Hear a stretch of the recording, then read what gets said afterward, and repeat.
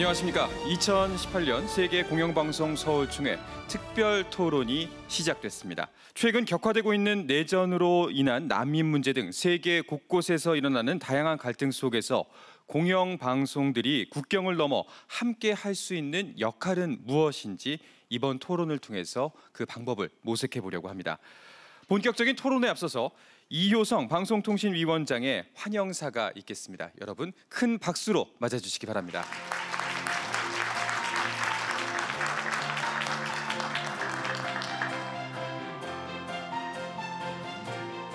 Good morning, ladies and gentlemen. 여러분 안녕하십니까? 저는 한국방송통신위원장 이효성입니다. 오늘 세계 공영방송 서울총회의 특별 세션에 환영 인사를 전할 수 있게 되어 기쁘게 생각합니다. 한국을 대신해서 토니 홀 BBC 회장님과 NHK 회장 우에다 루이치님, 그리고 장폴 필리포님, 그리고 모든 귀빈 여러분들께, 그리고 세계 각국의 공영방송 대표분들께 환영의 말씀을 드립니다.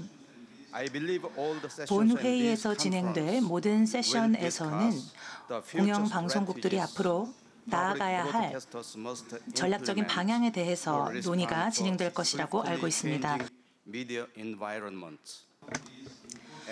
이러한 모든 중요하고 가치 있는 주제들 가운데 제가 특별히 기대하고 있는 것은 바로 특별 토론입니다.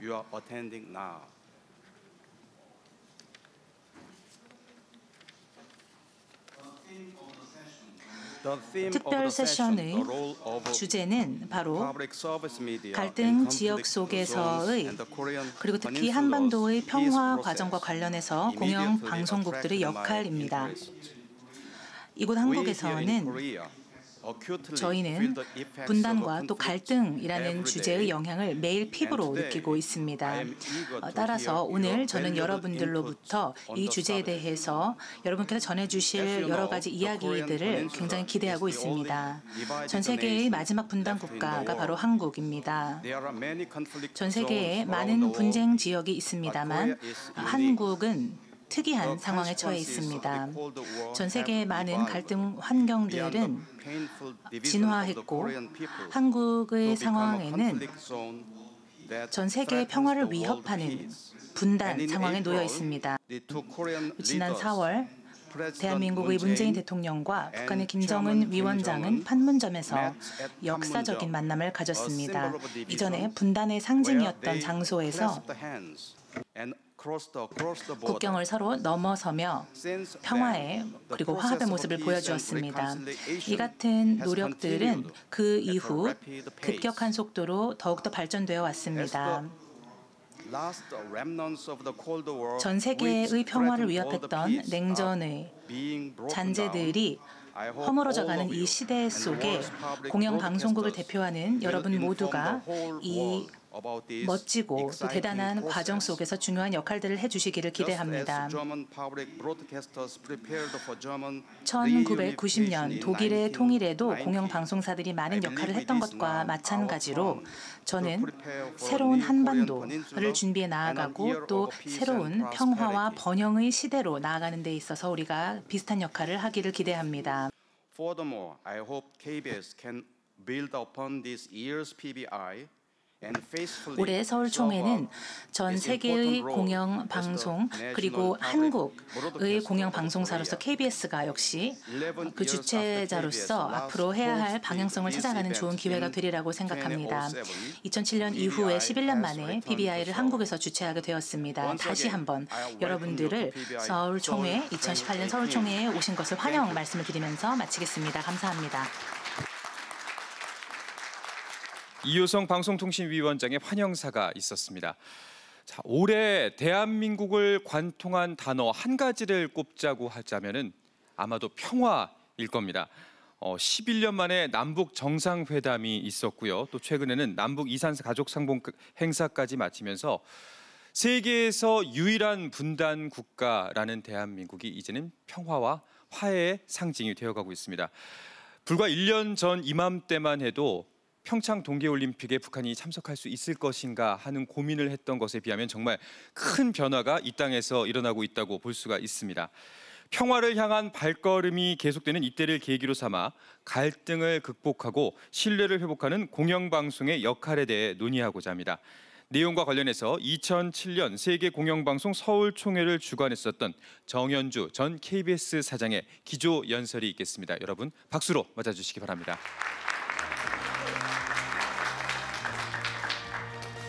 Ladies and gentlemen, I would like to sincerely welcome you 귀빈 to 여러분, the Public Broadcasters 2018 International Seoul 세계 공영방송 Conference. 서울 총회에 I'm 참석하신 honored 걸 for the 진심으로 invitation to 환영합니다. give a keynote speech 특별 for this 세션에 special session. 기조 연설을 맡게 되어 The purpose 영광으로 of this session is 생각합니다. to provide insight 이 into the 세션은요, role of public service media in conflict zones. 지구상의 유일한 분단 국가인 한반도의 평화 프로세스를 통해서 분쟁 지역에서 공영방송의 역할을 조명해 보고자 마련이 됐습니다. 불행히도 지구촌은 곳곳이 분쟁 중입니다. 민족 분단, 영토 분쟁, 내란, 종교 갈등 등 원인도 아주 다양합니다. 한반도는 세계 유일의 분단국으로 냉전이 종식된 이후에도 분단 상태로 남아 있습니다. 핵개발 위협과 맞물려서 한반도는 분쟁 지역으로 분류되고 있습니다. 시리아 내전은 중동 민주화의 영향을 받아서 시작이 되어서 국제 분쟁으로 비화됐고 피난처가 된 유럽에서 난민 문제로 번지고 있습니다. 이스라엘과 팔레스타인 간 오랜 분쟁은 지금도 진행 중이고 다양한 이유로 전 세계 곳곳이 분쟁에 휩싸여 있습니다. 이런 혼란 속에서도 국제 분쟁은 직접적인 당사자가 아니라면 남의 나라 이야기로 남았습니다. 그러나 정보통신 기술의 발달로 세계는 더욱 촘촘해졌고 먼 곳의 분쟁도 순식간에 우리 삶과 직결될 수 있습니다. 바로 내 이웃의 이야기가 되고 때로는 내 삶에 영향을 미치는 것입니다. 공영방송이라면 신뢰와 화해를 위해서 노력할 의무와 미션이 있습니다. 분쟁 지역의 뉴스와 정보를 공정하고 객관적으로 보도하는 것도 한 방편입니다. 한국의 대표적 공영방송인 KBS는 한반도의 평화 체제의 성공적 정착을 위해 꾸준히 노력해 왔습니다. 9월에 있었던 남북 정상회의는 3일 연속 생방송으로 국민에게 정보를 알렸으며 2차 남북 정상회담에서는 국제 미디어 센터를 주간 방송국으로 운영하면서 국내외 120개국 기자단 2,600명에게 지원을 제공했습니다. KBS가 산하의 GKN 국제 라디오 방송이 있는데요. 1972년 개국 이래로 한국과 북한, 일본뿐 아니라 중국과 러시아에 거주하는 한민족을 위한 방송도 쉬지 않았습니다. 2005년 제가 KBS 사장이었던 시절 KBS는 남북 공동 제작 드라마 사육신을 제작한 바 있습니다. 드라마는 2007년에 첫 방송을 했습니다. 처음에는 시청률이 좋지 않았습니다. 낯선 북한 배우의 얼굴과 억양에 익숙하지 못했던 것도 있었습니다. 그러나 드라마가 계속 방영될수록 남북의 시청자들은 한국인으로서 우리의 정체성과 가치관이 다르지 않다는 걸 깨달았습니다. 같은 기간 동안 저희 컨텐츠도 북한에 방영이 됐습니다. KBS의 대표 건강방송 생로병사의 비밀이 그중 하나입니다. 우리는 면밀하게 독일의 통일 과정을 살펴볼 필요가 있습니다. 동독과 서독은 미디어와 문화 교류 등을 통해서 통일 절차를 촉진하는 협력을 했습니다. 일례로 1973년 동독은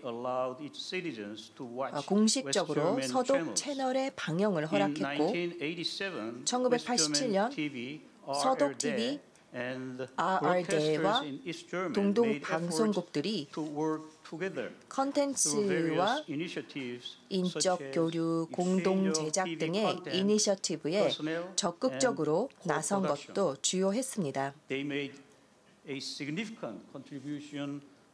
미디어가 통일에 큰 기여를 한 것입니다. 이제 한국의 대표 방송인 KBS가 적극적으로 중요한 역할을 수행할 때가 됐습니다. 북한에서 사용되는 휴대전화 대수가 500만 대를 넘었다는 기사가 나옵니다.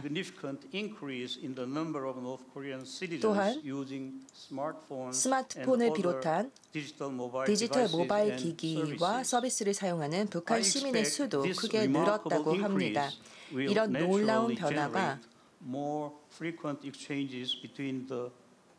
남북 교류를 자연스럽게 촉진시켰으면 좋겠습니다. 이와 관련해서 KBS가 다양한 미디어 플랫폼을 통해서 서비스를 제공하는 것이 중요합니다. 전 세계에서 가장 영향력 있는 방송공사 대표들이 한자리에 모인 만큼 여러분 또한 각국에서 법으로 규정하는 주요한 임무를 수행해 나가리라 믿습니다. 또한 여러분의 노력이 전 세계 곳곳의 분쟁 및 갈등을 해결하는 데 큰 도움이 되기를 희망합니다. 내외 귀빈 여러분, 동료 및 친구 여러분, 공공 서비스 미디어라면 특히 분쟁 지역에서 임무를 다하기 위해 노력해야 한다는 말에 여러분 모두가 동의하실 겁니다. 우리는 평화를 위한 노력을 멈추지 말아야 합니다. 그럼 존 F 케네디 미 전 대통령의 1963년 유엔 연설을 인용하면서 마칠까 합니다.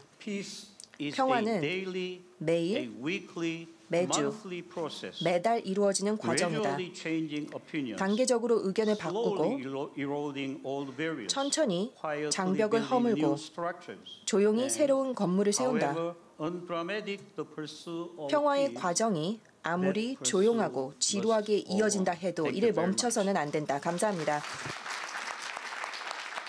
네, 정현주 전 KBS 사장의 기조 연설이 있었습니다. 말씀하신 그 2007년에 남북 합작 드라마가 기억이 나네요. KBS 사장으로서 남한과 북한의 화합과 회복을 위해서 5년간 노력했던 경험이 이번 토론에서 다양한 관점을 제시해 줄 거라고 믿습니다. 자, 이번에는 루마니아의 라디오 공영 방송사인 ROR의 유럽 특파원 카르멘 가브릴라 기자의 주제 발표가 이어지겠습니다. 카르멘 가브릴라는 이란, 코소보, 아프가니스탄 가자 지구 등 유럽의 분쟁 지역에 체류하면서 ROR의 특파원으로 근무해 왔습니다. 여러분 박수로 맞아주시기 바랍니다.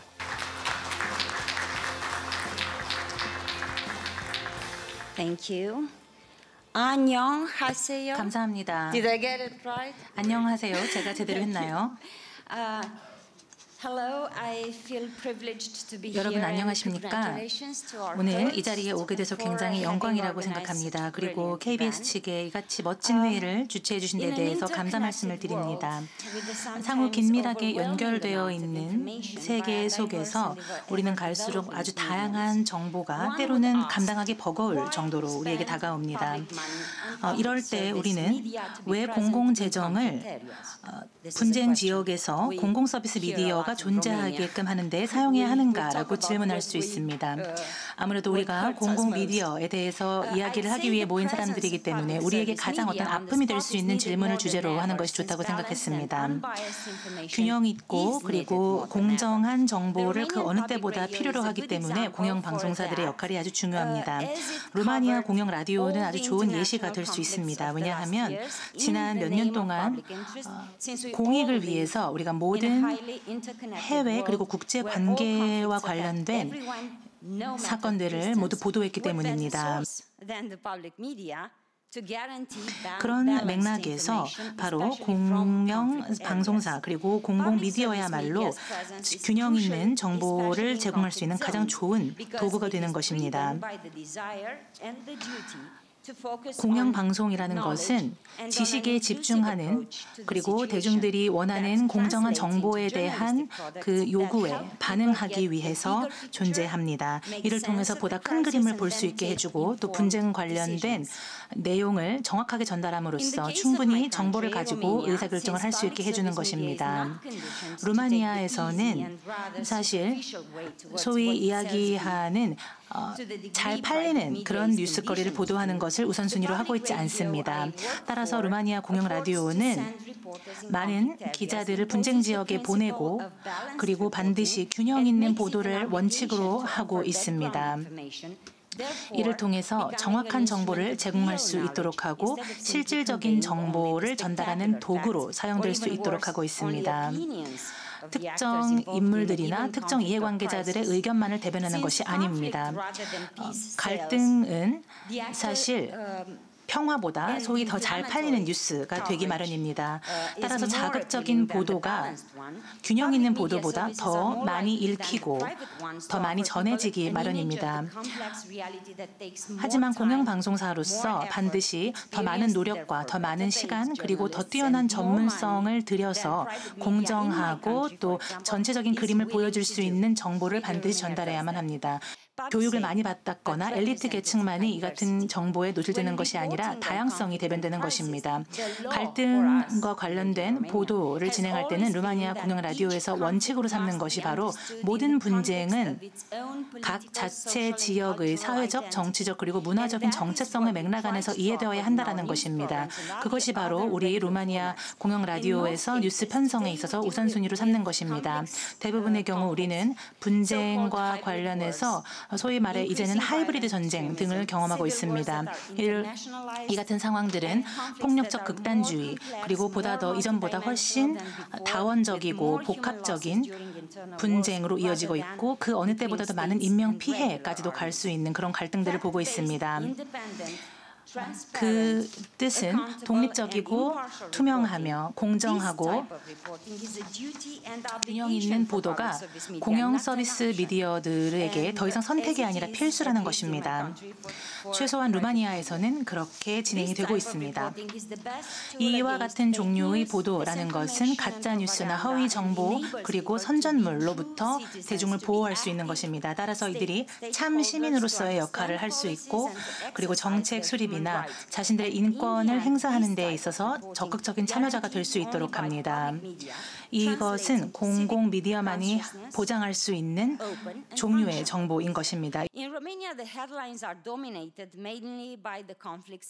주로 루마니아에서는 중동 지역 내 분쟁이나 유럽의 이민과 난민 문제를 다루고 있습니다. 왜냐하면 뉴스 편성에 있어서 인근 지역이라는 것이 아주 중요하기 때문입니다. 과거의 루마니아 사회가 그 사회주의 속에서 고립주의의 과거를 가지고 있다는 것을 감안할 때 루마니아가 내부적인 상황 그리고 국내 내의 뉴스를 주로 다루게 된다는 것을 이해하실 수 있을 것입니다. 그렇기 때문에 사회주의가 몰락한 이후에는 루마니아 공영 라디오가 보다 더 전 세계로 나아가는 그런 창을 열어주고자 하는 우선순위를 둔 것입니다. 바로 그것이 그 재정적인 노력들을 포함하여 여러 가지 우리가 노력들을 들여서 전 세계 분쟁 지역으로 기자들을 파견하는 이유입니다. 그들이 다루는 주제에는 부정부패, 그리고 정치적인 불평등, 인종, 그리고 민족, 그리고 성차별 문제, 그리고 부족한 어떤 경제적인 기회, 이런 것들이 잠재적으로 폭력적 극단주의로 이어질 수 있기 때문에 이 같은 주제들을 다루게 됩니다. 그리고 이를 통해서 대중들이 비판적 사고를 할 수 있게끔 하고 있습니다. 주류 언론들이 앞으로 놓여진 상황에 대해서 좀 이야기를 드리면 유엔 개발계획이 작년에 보고서를 발표했는데요. 주류 언론의 역할이 좀 작아지고 있다 이런 이야기를 했습니다. 왜냐하면 사람들이 갈수록 소셜미디어를 뉴스의 원천으로 삼기 때문입니다. 전 세계적으로 갈수록 모든 제도에 대한 신뢰가 떨어지고 있고 또 굉장한 정치적인 양극화 현상이 나타나고 있습니다. 필터링 없는 수많은 정보들이 마치 홍수와 같이 사람들을 덮침으로써 마치 이것은 민주적인 현상으로 보일 수 있으나 오히려 혐오 관련 언사 그리고 책임의 약화뿐만 아니라 마치 폭력적인 목소리를 대중의 목소리인 것처럼 둔갑시키는 그러한 결과를 낳았습니다. 모든 사람들이 목소리를 가지고 있음에도 불구하고 대중이 허락하는 목소리만이 결과적으로 들리게 되는 그런 상황이 되는 것입니다. 이와 같이 너무도 많은 목소리와 또 정보 속에서 정확하게 공정한 정보를 걸러내는 것이 너무나 중요합니다. 자극적인 보도 이런 것들로부터 떠나서 최소한 루마니아 같은 경우에는 공영방송국에 대한 신뢰는 아직까지 존재하기 때문입니다. 경청해 주셔서 감사합니다. 그렇습니다. 공영방송의 역할은 계속 누차 말씀드린 것처럼 정확하지 않은 정보 그리고 건강하지 못한 정보가 많이 난립하는 상황 속에서 더욱 그 중요성의 의미가 부각된다고 할 수 있겠습니다. 분쟁 지역에서 특히 공영방송 기자의 역할은 의견을 전달하기보다 갈등이 일어난 배경을 설명하고 또 그리고 분쟁이 끝난 뒤에도 후속 취재를 게을리하면 안 된다는 그 말씀이 참 인상적이었습니다. 오늘 이 자리에는 발표해 주신 두 분 이외에도 세 분의 전문가를 더 모시고 토론을 진행해 보려고 합니다. 자, 그럼 BBC의 데이비드 조던 편성정책본부장께 마이크를 넘기도록 하겠습니다. Thank you very much. 네, 여러분 감사합니다.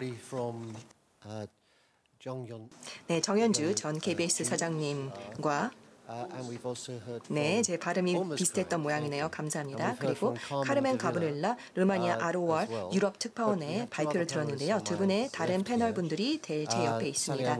한 분은요, 셀리 앤 윌슨 공영방송연대 CEO님이시고요. 다른 한 분은 이창현 KBS 시청자위원장님이십니다. 자, 그러면 이 박사님한테 먼저 발표할 기회를 드리도록 하겠습니다.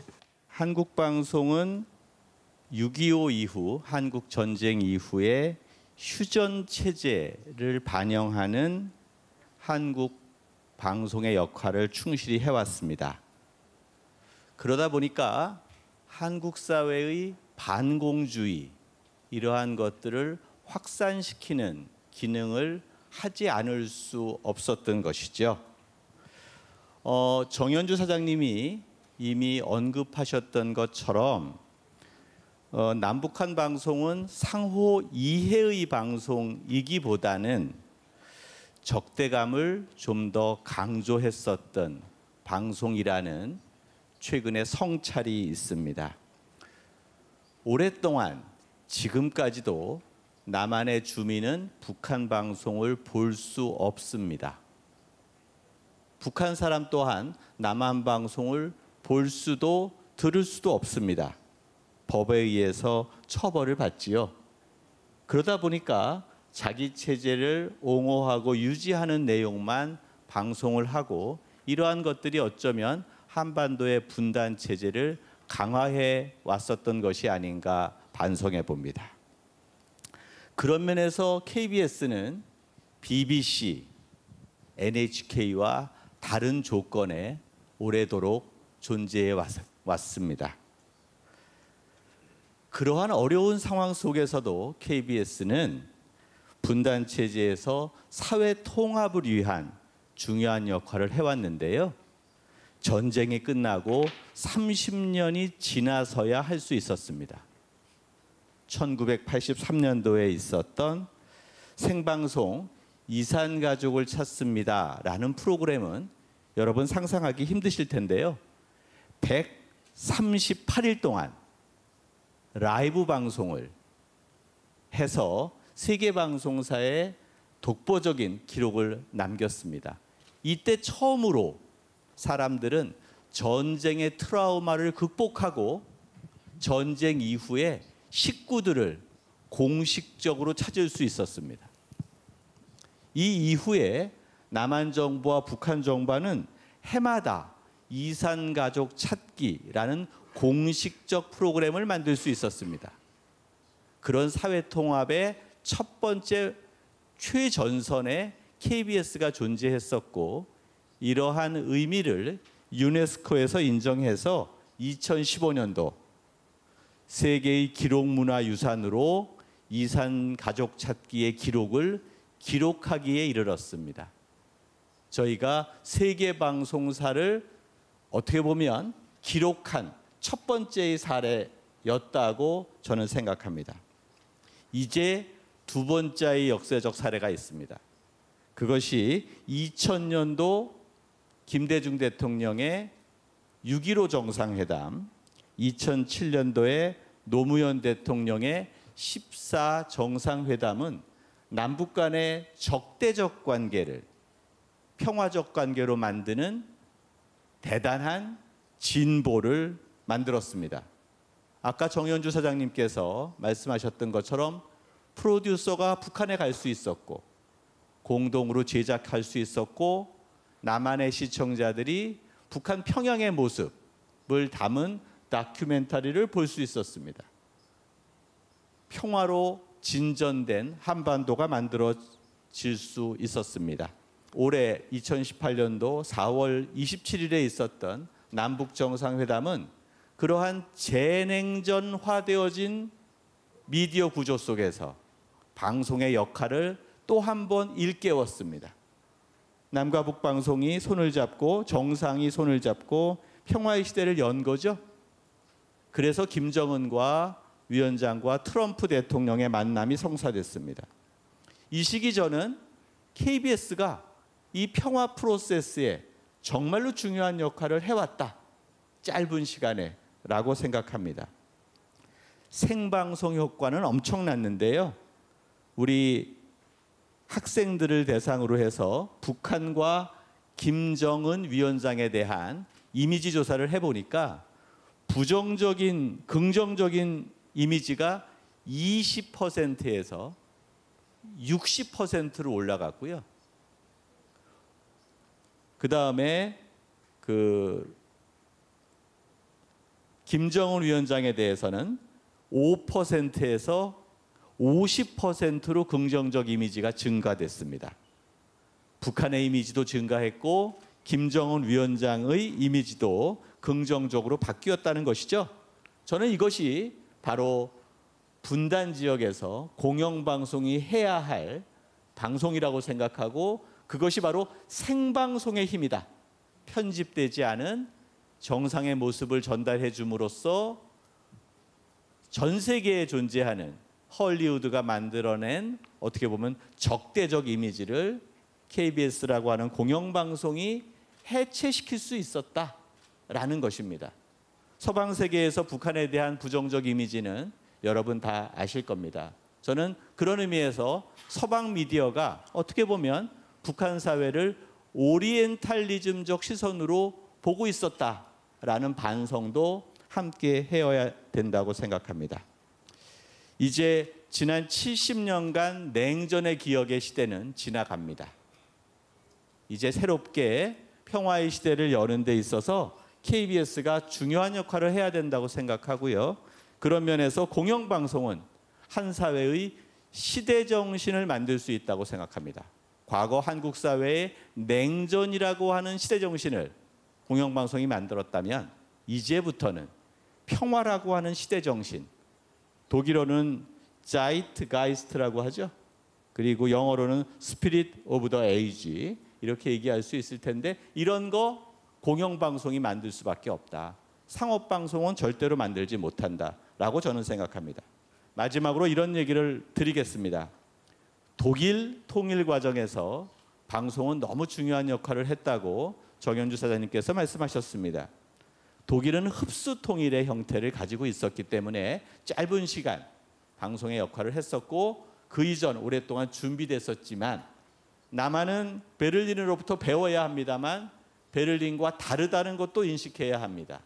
우리는 흡수 통합이 아니라 상호 교류와 협력 과정에서 오랜 과정으로서의 통일에 공영방송이 역할을 해야 된다는 점, 이 점도 다시 한번 논의해야 될 것 같고요. 이 이슈가 확장되기를 바랍니다. 북한의 조선중앙방송의 대표도 또 한국의 KBS의 대표도 핀란드에 만나서 함께 냉전의 시대를 극복하고 평화의 시대를 어떻게 만들 수 있을지 세션을 구성해서 함께 진전된 논의를 하기를 기대합니다. 감사합니다.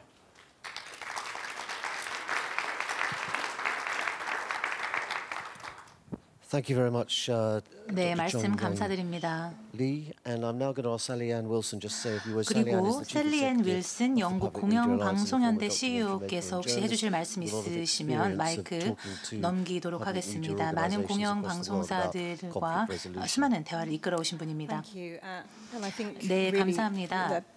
감사합니다. 오늘 아침에 패널리스트 분들께서 그리고 스피커 분들께서 세계 공영 방송사들에게 중요한 메시지를 전달해 주신 것 같습니다. 시청자들이 신뢰할 수 있는 사람 그리고 정보원으로 귀를 기울인다라는 사실이 아주 중요합니다. 특히 분쟁 상황에서 그렇습니다.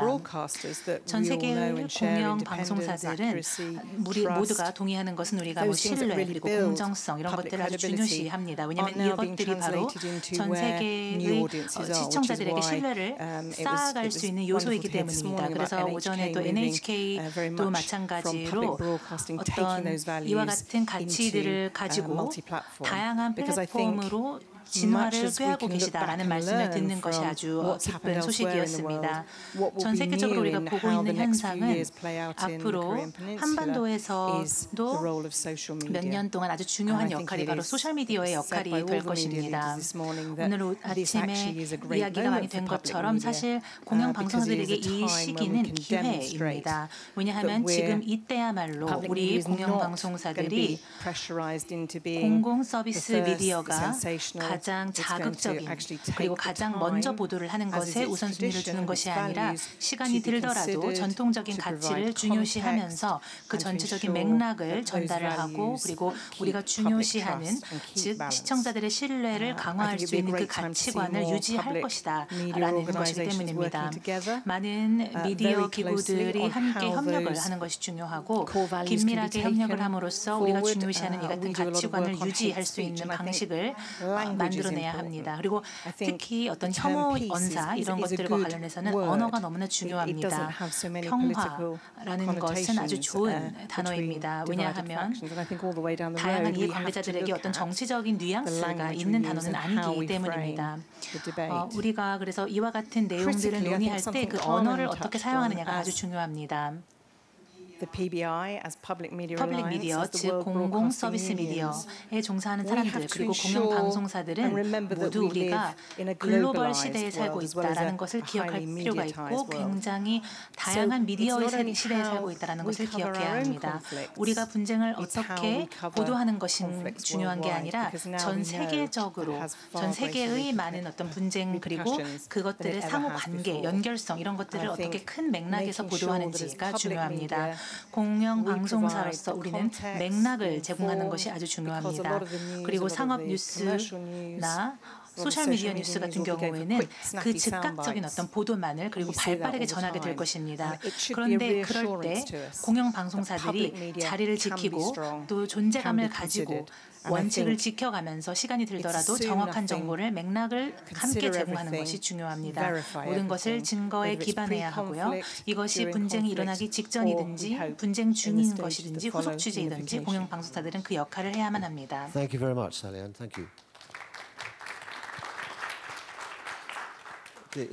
현재 지금 시간 관계상 좀 시간을 보게 되면 가장 먼저 패널리스트분들께 좀 질문을 드리고 싶습니다. 그리고 가능하다면 청중들께서 질문을 하고 싶으시다면 말씀해 주시면 좋을 것 같습니다. 현재 한반도의 상황에 대해서 말씀을 드리고 싶은데요.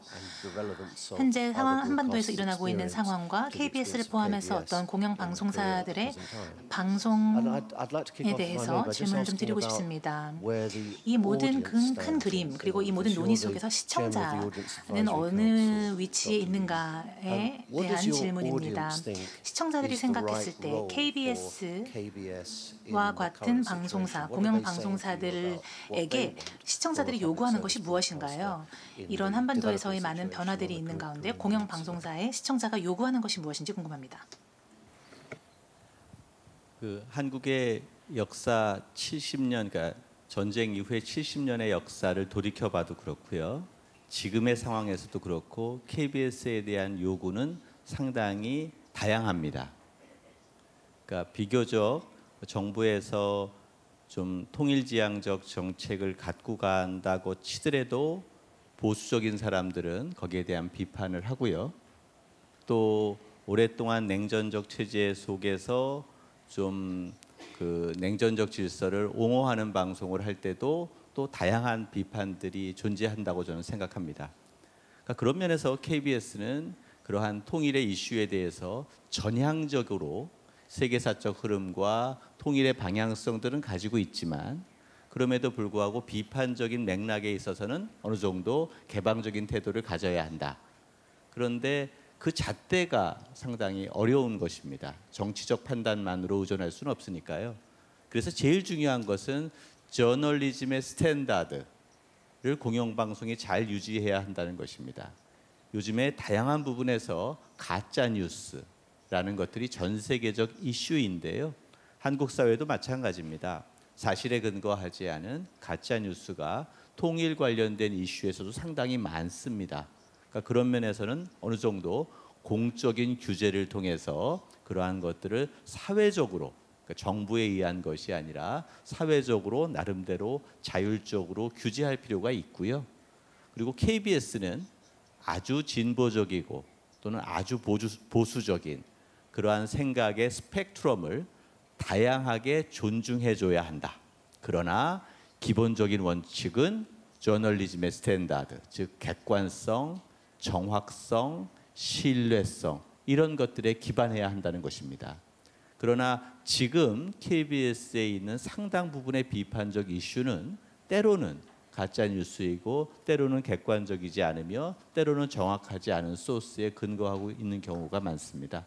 저는 그러한 부분도 시민사회의 자율적 규제로서 어느 정도 조정될 수 있는 최소한의 스탠다드를 대한민국은 가지고 있다라고 생각하고요.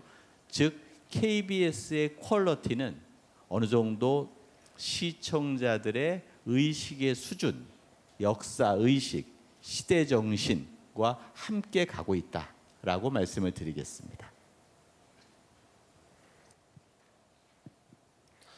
Thank you. 네, 감사합니다. 그렇다면 같은 질문을 정현주 사장님께 드릴까 합니다. 그러니까 KBS가 이런 시청자들의 다양한 그런 시각들을 반영하는 데 있어서 어떤 어려움들을 가지고 있는지, 그리고 이제 대중을 위해서 어떤 시각들을 조정해야 하고 어떤 시각들을 전달해야 하는지 결정을 내리는 것에 대해서 말씀해 주시면 좋겠습니다. 특히 이제 평화 전략을 추진하는 데 있어서 어떠한 점이 좀 어려운지, 그러니까 이제 대중들이 원하는 것이 무엇인지 전달하는 것, 결정하는 것은 어떤 점에서 어렵습니까? 예, 제가 있습니다. 오늘 이제 카르멘 가브릴라님께서 말씀하신 것처럼 우리가 저널리즘의 기본 원칙에 충실해야 한다고 생각을 합니다. 그게 가장 중요한 것이죠. 제가 아까 연설에서도 이제 말씀드렸다시피 우리는 굉장히 공정하고 객관적인 방식으로 뉴스와 정보를 공유해야만 합니다. 그리고 카르멘이 균형 잡힌이란 말을 쓰셨죠. 균형 있는 보도라고 말씀하셨는데요. 그 표현이 적합하다고 생각합니다. 저희가 그러니까 진실과 공정함 이런 그런 미디어의 가치들을 제대로 잘 활용하고 그리고 이러한 원칙에 충실하게 된다면 KBS가 지금 현재 그 평화 절차에 있어서 주도적인 역할을 할 수 있다고 생각을 합니다. 어떻게 보면은 좀 단순하다고 할 수 있겠죠. 우리가 원칙에 충실한다면 기본 원칙에 충실한다면 괜찮을 겁니다. 하지만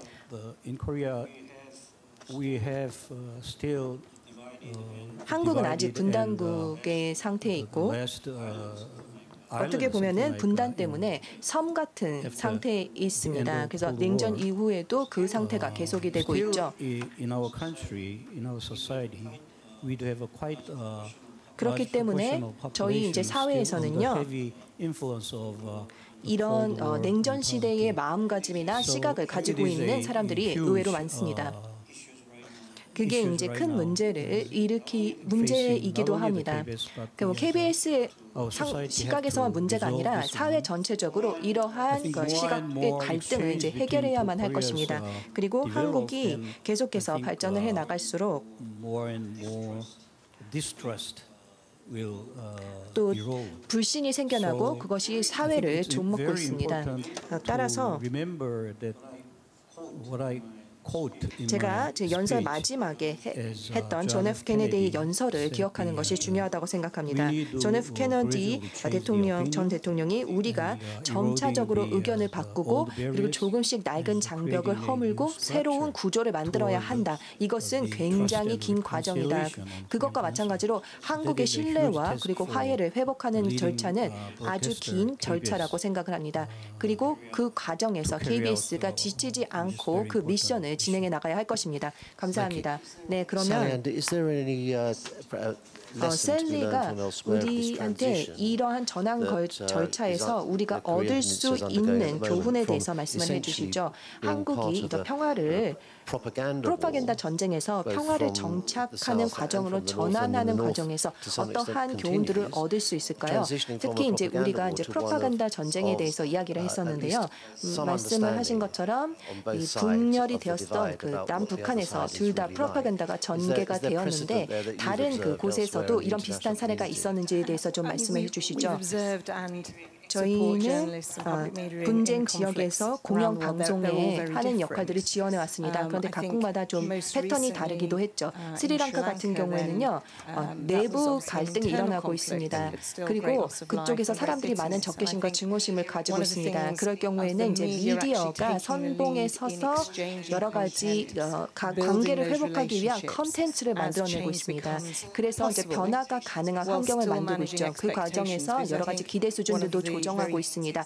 이게 굉장히 이제 어렵고 까다로운 일이기도 합니다. 왜냐하면 미디어가 전면에 나서서 사람들의 어떤 기대 수준을 만들고 이끌고 있기 때문입니다. 그런데 이제 그게 어떻게 보면은 지금 바로 현실화될 수 없는 기대 수준이기도 하죠. 그래서 균형을 잡는 것이 굉장히 어렵다고 저도 생각을 하고 있습니다. 그리고 컨텐츠를 우리가 교환을 하게 될 때는 언어에 굉장히 많은 신경을 써야만 합니다. 저희가 분쟁 지역에서 여러 가지 조직이나 기구들과 함께 교류나 협력을 하고 있습니다. 그리고 내년에는 ABEU와 함께 증오 연설이나 아니면 혐오 발언들에 대한 단어 사용에 대해서 가이드라인을 만들고자 합니다. 기자 한 명이 잘못된 단어 하나만 잘못 쓰더라도 분위기 자체가 역전이 되고 사람들의 정서가 바뀔 수가 있습니다. 그렇기 때문에 우리가 단계적으로 그런 그 과정들을 전환할 수 있는 과정을 만들어 나가자고 합니다. 그런데 한국의 경우에는요, 물론 이제 북한말과 한국말의 사투리나 억양이 다르기도 하겠지만 같은 언어를 쓴다는 것이 굉장히 큰 장점입니다. 우리가 이제 분쟁 이후 지역에서 공영 방송들이 만약에 만약에 서로 다른 언어를 이제 사용하게 된다면 굉장히 이제 어려울 수가 있습니다. 그리고 만약에 여러 언어를 쓰는 곳이라면요, 당연히 그들이 쓰는 모든 언어를 사용한 컨텐츠를 만드는 것이 중요하겠죠. 하지만 한국의 경우에는 그렇지 않기 때문에 그 점은 이제 장점이 된다고 할 수 있겠습니다.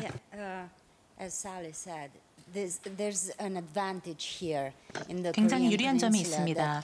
왜냐하면 한반도에서는 언어를 공유하시기 때문입니다.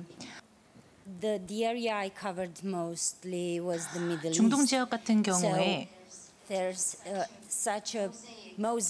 사실 어떻게 보면은 어떤 민족적으로나 종교적으로나 사투리 그리고 언어 자체만 보더라도 마치 모자이크와 같이 굉장히 다양한 종류가 있습니다. 그런데 모든 사람들이 어떤 끓고 있는 한 냄비 속에 한꺼번에 다 들어와 있다, 이런 식으로 이해를 할 수가 있겠습니다. 제가 경험에 미루어 봤을 때 만약에 충분한 시간을 가지고 사람들이 서로 간의 어떤 동질감을 느낄 수 있게 혹은 서로 간의 관계를 회복할 수 있게 하는 노력을 하게 된다면, 그리고 특히 이 같은 역할은 공영 방송사들이 해낼 수 있는 부분입니다. 우리가 때로는 사람들이 협력을 강요받을 때가 있습니다. 뭐 시장만 가보시더라도요, 어떤 사람이 쿠르드파 사람이 수니파 사람에게 무언가 물건을 판매한다라고 보게 된다면 신문들이 보도하기에는 그들이 둘이 그냥 상호작용을 하고만 있는 것인데도 서로 혐오한다, 이런 식으로 보도를 할 수 있는 것입니다. 그래서 제가 생각할 때 포용성에 집중을 하는 것이 중요하고, 그리고 공통점, 그리고 사람들이 공유하는 것들, 이런 것에 집중하는 것이 중요하다고 생각합니다. 음식 문화라든지 뭐 당장 내일 뭘 해먹을 건지, 그리고 우리 어린 아이들에게 어떻게 어떤 좋은 것들을 제공해 줄 것인지, 이런 문제들은 사람들이 갈등 상황과 무관하게 모두가 고민하는 것이 아니겠습니까? 서로 적이 될지라도 사실 우리가 이 같은 문제들은 모두가 고민하는 부분인 겁니다. 그래서 때로는 여성들의 손에 이 같은 주제가 많이 달려 있습니다. 제가 이런 말씀 드려서 죄송합니다만 여성들은 평화를 사랑하는 사람들입니다. 그리고 여성들은 굉장히 평화를 이루고자 하는 의욕이 큽니다. 네, 대단히 감사합니다. 아주 간략하게 설명을 잘 해주신 것 같습니다. 안타깝게도 저희가 시간이 이제 없는데요. 그래서 이곳에 계신 모든 패널리스트 분들께 감사 말씀을 드리면서 마무리하겠습니다. 감사합니다. 네, 오늘 이 분쟁 지역에서의 공영방송의 역할이라는 특별 주제 토론을 시작으로 내일까지 5개의 세션이 펼쳐지게 됩니다. 우리가 말하는 퍼블릭 서비스라는 개념 자체가 사실상 굉장히 방향에서도 다르고 여러 가지 달성하는 방법도 여러 가지 고민과 어려움이 있을 수 있습니다만, 아마 이 이틀 기간의 시간 동안 여러분들께서 많은 논의를 통해서 좀 더 명확하고 밝은 방향을 제시해 줄 거라고 믿습니다.